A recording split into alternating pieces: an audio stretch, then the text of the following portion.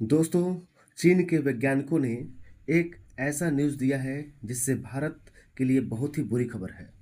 चीन द्वारा ब्रह्मपुत्र नदी पर बनाए जा रहे मेगा डैम के टूटने की स्थिति में भारत के उत्तर पूर्वी राज्यों, विशेषकर अरुणाचल प्रदेश और असम में भयंकर तबाही आएगी।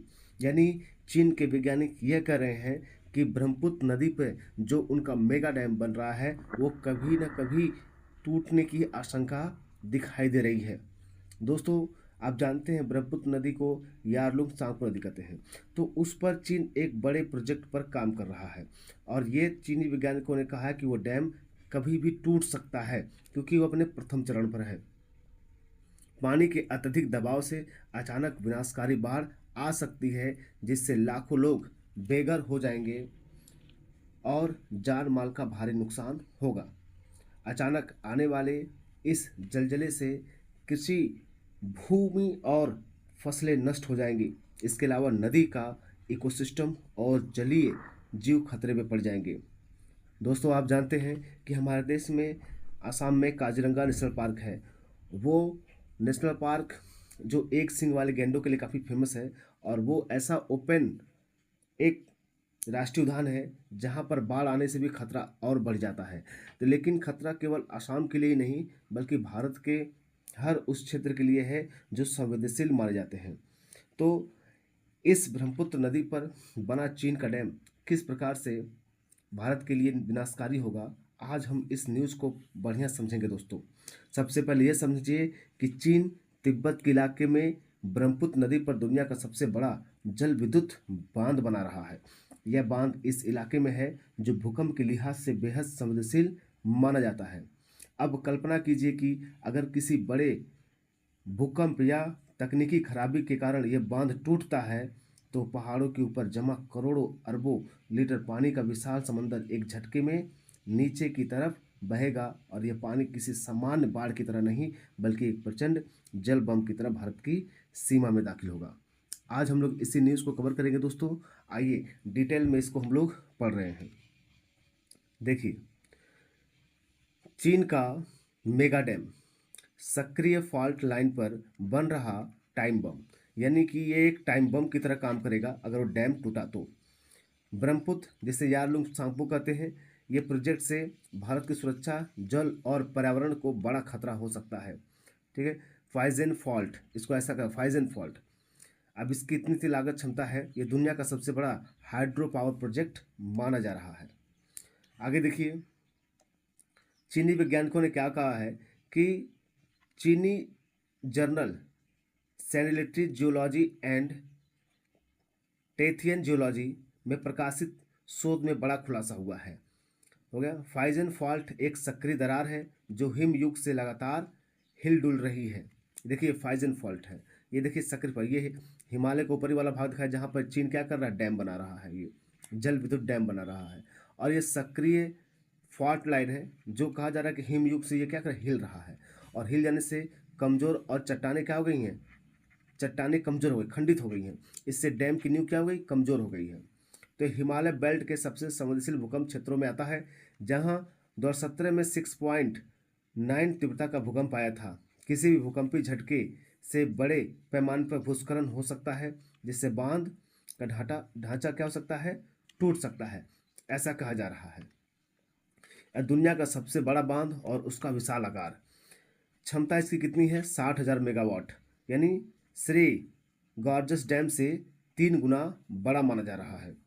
ये कहाँ है, तिब्बत के मोडेग काउंटी में ब्रह्मपुत्र के ग्रेट ब्रांड पर, भारत अरुणाचल से मात्र 50 किलोमीटर की दूरी पर, यानी कि अरुणाचल प्रदेश से केवल 50 किलोमीटर दूरी पर है। ये अरुणाचल प्रदेश दिख रहे हैं। अब इसी के ऊपर देख लीजिए ये डैम ये बन रहा है। ठीक है, ये डैम बन रहा है।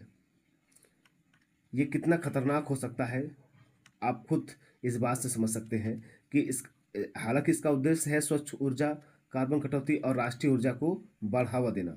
ये चीन अपने लिए काम कर रहा है। भारत की टेंशन और मुख्य चिंताएं, कुशिम बाढ़ और वाटर बम का खतरा, यानी भूकंप, भूस्खलन या युद्ध जैसी स्थिति में चीन द्वारा अचानक पानी छोड़ने से अरुणाचल प्रदेश और ब्रह्म असम के बड़े हिस्से पल भर में क्या हो सकते हैं, जलमग्न हो सकते हैं। पानी को हथियार की तरह इस्तेमाल, गैर मानसूनी महीनों में पानी रोककर भारत में पूर्वोत्तर राज्यों में सूखा जैसी स्थिति पैदा कर सकता है और जल सुरक्षा को प्रभावित कर सकता है। चीन का ये जो पॉलिसी है ना, भारत को किसी न किसी तरह क्या करना, परेशान करना। ठीक है, तो अगर वो पानी रोक लेता है ऐसे समय जहाँ पानी जरूरत है, तो भारत में कहीं न कहीं सूखा आने की स्थिति हो सकती है। डेटा साझा न करना, चीन कभी भी ऐसे डेटा जो भारत के लिए नुकसानदायक हो तो कभी साझा नहीं करता, कभी बताता नहीं है। चीन हाइड्रोलॉजिकल डेटा और रियल टाइम जानकारी साझा नहीं कर रहा है, जिससे भारत के लिए अग्रिम चेतावनी प्रणाली तैयार करना क्या है, मुश्किल हो गया है।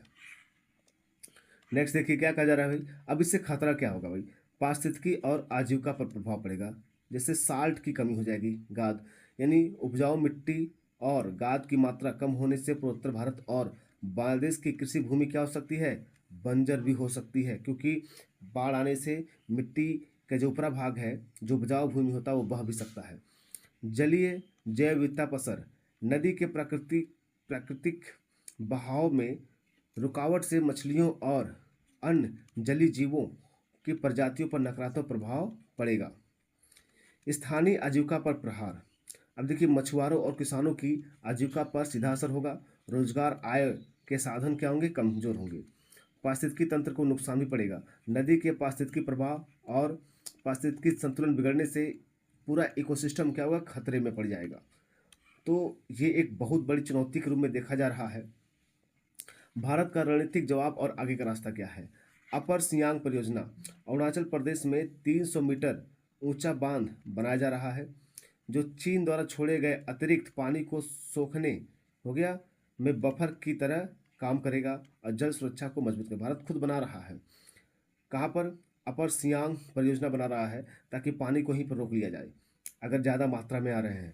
ठीक है, तो ये भारत के लिए अच्छी बात है। चौबीसों घंटे इसकी निगरानी करनी पड़ेगी।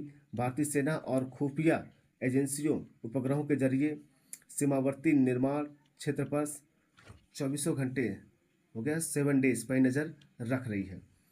राजनयिक दबाव और सहयोग, भारत अंतर्राष्ट्रीय मंचों पर और बांग्लादेश और भूटान जैसे निचले तटीय देशों के साथ मिलकर चीन पर पारदर्शिता और आपदा प्रबंधन प्रोटोकॉल बनाने के लिए दबाव भी डाल रहा कि भाई आप लोग संभल जाइए, वरना ये चीन किसी का नहीं होगा एक न एक दिन।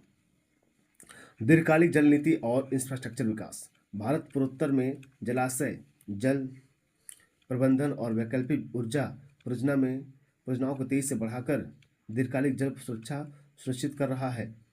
तो इस रूप में भारत काम कर रहा है। तो बड़ी बात यह है कि ये डैम क्या है, एक इंजीनियरिंग प्रोजेक्ट नहीं बल्कि भारत की सुरक्षा, जल अस्तित्व और करोड़ों लोगों की जिंदगी से जुड़ा है। ये एक गंभीर भूराजनीतिक टाइम बम की तरह काम करेगा। अगर चाइना वक्त रहते अगर ये न्यूज़ भारत से साझा नहीं करेगा तो कहीं नहीं कि भारत के लिए क्या होगा, एक बहुत बड़ा खतरा निकल कर आएगा। तो दोस्तों, इस न्यूज़ से आपको क्या फ़ायदा मिला, क्या जानकारी मिली, अगर आपको न्यूज़ अच्छा लगा होगा तो हमारे इस यूट्यूब चैनल को जरूर सब्सक्राइब करिएगा।